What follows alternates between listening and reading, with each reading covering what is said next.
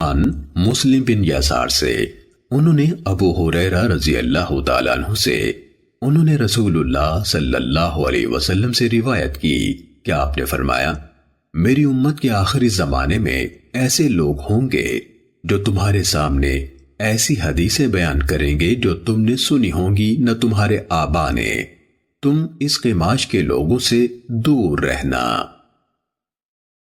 صحیح مسلم حدیث نمبر 15۔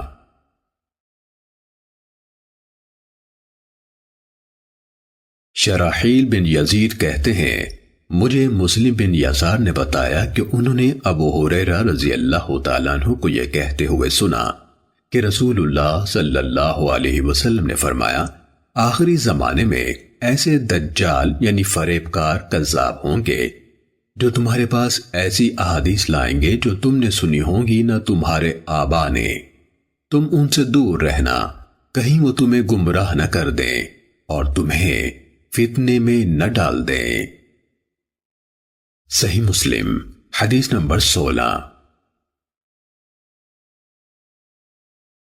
عامر بن عبدہ سے روایت ہے، کہا حضرت عبداللہ بن مسعود رضی اللہ تعالیٰ عنہ نے فرمایا، بلا شبہ شیطان کسی آدمی کی شکل اختیار کرتا ہے، پھر لوگوں کے پاس آتا ہے اور انہیں جھوٹ پر مبنی کوئی حدیث سناتا ہے، پھر وہ بکھر جاتے ہیں۔ ان میں سے کوئی آدمی کہتا ہے، میں نے ایک آدمی سے حدیث سنی ہے، میں اس کا چہرہ تو پہچانتا ہوں پر اس کا نام نہیں جانتا، وہ حدیث سنا رہا تھا۔ صحیح مسلم حدیث نمبر 17۔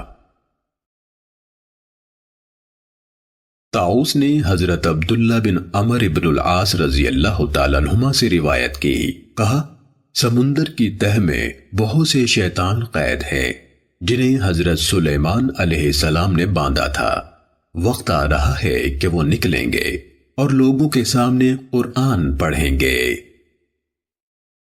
صحیح مسلم حدیث نمبر 18۔